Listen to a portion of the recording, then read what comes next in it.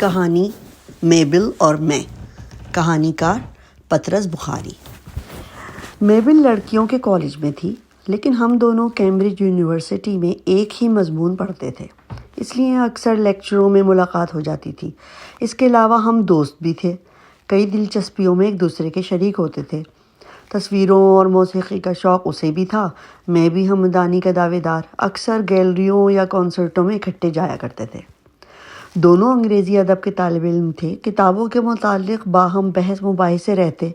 ہم میں سے اکثر اگر ایک کوئی نئی کتاب یا نیا مصنف دریافت کرتا تو دوسرے کو ضرور آگاہ کر دیتا، اور پھر دونوں مل کر اس پر اچھے برے کا حکم صادر کرتے۔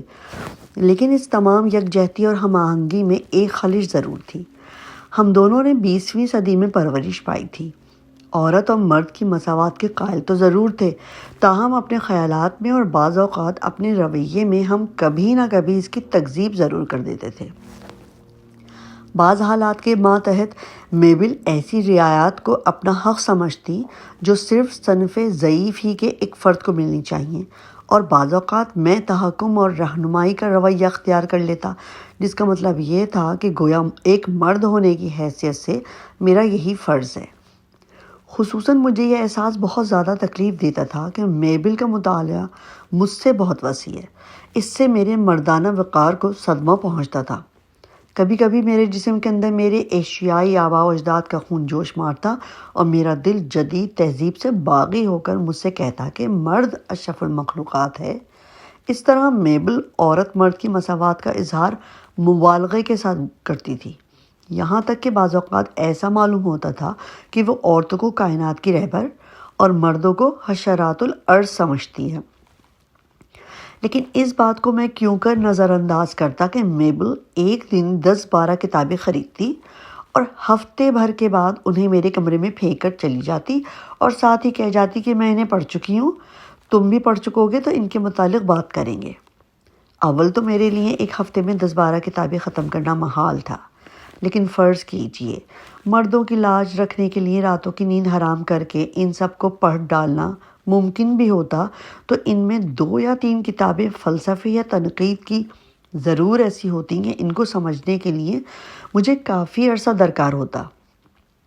چنانچہ ہفتے بھر کی جاں فشانی کے بعد ایک عورت کے سامنے اس بات کا اعتراف کرنا پڑتا کہ میں اس دوڑ میں پیچھے رہ گیا ہوں۔ جب تک وہ میرے کمرے میں بیٹھی رہتی، میں کچھ کھسیانہ سا ہو کر اس کی باتیں سنتا رہتا، اور وہ نہایت عالمانہ انداز میں بھویں اوپر کو چڑھا چڑھا کر باتیں کرتی۔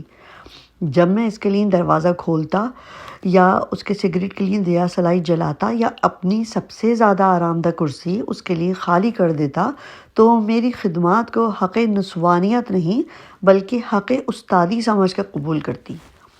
میبل کے چلے جانے کے بعد ندامت بتدریج غصے میں تبدیل ہو جاتی ہے۔ جان یا مال کا ایثار سہل ہے، لیکن ان کی خاطر نیک سے نیک انسان بھی ایک نہ ایک دفعہ تو ضرور ناجائز ذرائع کے استعمال پر اتر آتا ہے۔ اسے میری اخلاقی پستی سمجھیے، لیکن یہی حالت میری بھی ہو گئی۔ اگلی دفعہ جب میبل سے ملاقات ہوئی تو جو کتابیں میں نے نہیں پڑھی تھیں ان پر بھی میں نے رائے زنی شروع کر دی، لیکن جو کچھ کہتا تھا سنبھل سنبھل کر کہتا تھا، تفصیلات کے متعلق کوئی بات منہ سے نہ نکالتا تھا، سرسری طور پہ تنقید کرتا تھا اور بڑی ہوشیاری اور دانائی کے ساتھ اپنی رائے کو جدت کا رنگ دیتا تھا۔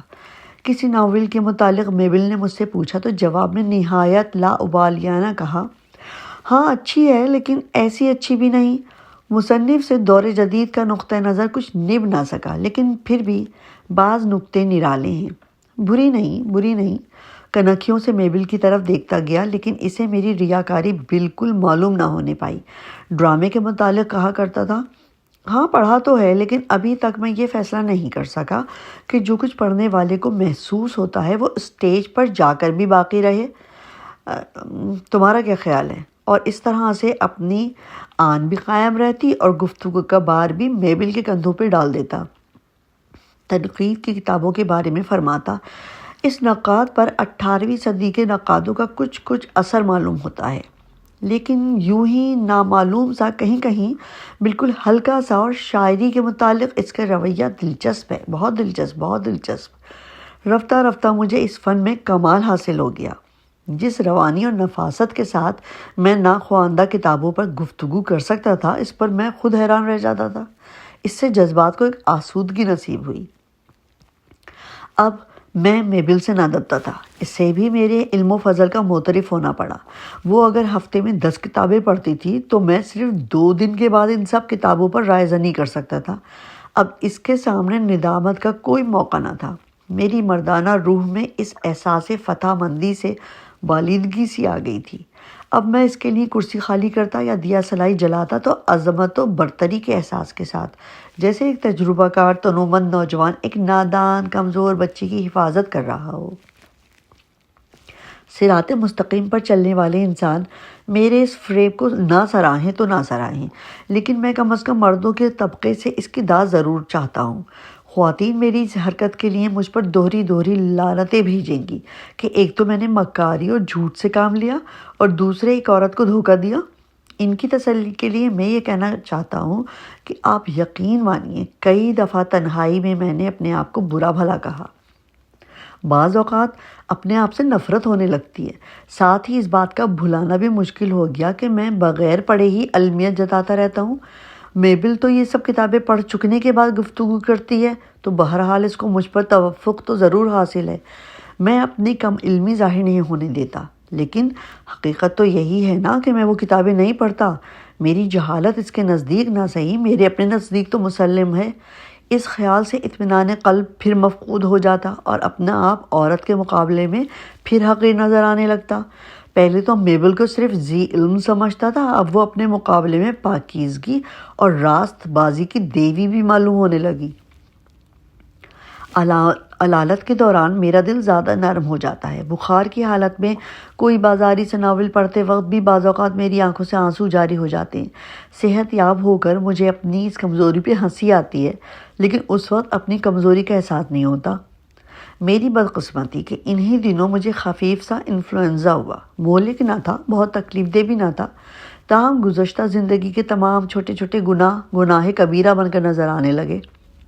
میبل کا خیال آیا تو ضمیر نے سخت ملامت کی اور میں بہت دیر تک بستر پر پیچ و تاب کھاتا رہا۔ شام کے وقت میبل کچھ پھول لے کر آئی، خیریت پوچھی، دوا پلائی، ماتھے پہ ہاتھ رکھا۔ میرے آنسو ٹپ ٹپ گرنے لگے۔ میں نے کہا، میری آواز بھررائی ہوئی تھی، میبل مجھے خدا کے لیے معاف کر دو۔ اس کے بعد میں نے اپنے گناہ کا اعتراف کیا اور اپنے آپ کو سزا دینے کے لیے میں نے اپنی مکاری کی ہر تفصیل بیان کر دی۔ ہر اس کتاب کا نام لیا جس پر میں نے بغیر پڑھے لمبی لمبی فاصلانہ تقریریں کی تھیں۔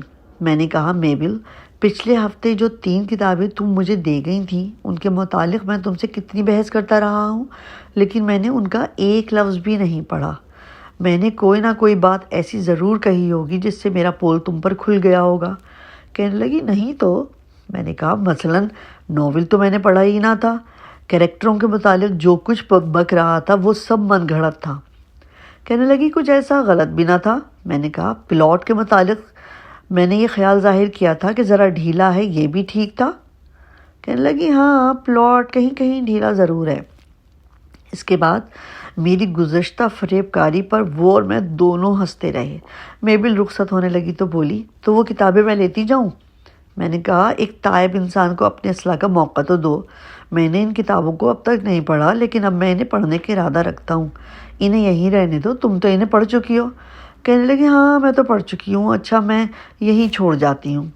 اس کے چلے جانے کے بعد میں نے ان کتابوں کو پہلی دفعہ کھولا۔ تینوں میں سے کسی کے ورق تک نہ کٹے تھے۔ میبل نے بھی انہیں ابھی تک نہ پڑھا تھا۔ مجھے مرد اور عورت دونوں کی برابری میں کوئی شک باقی نہ رہا۔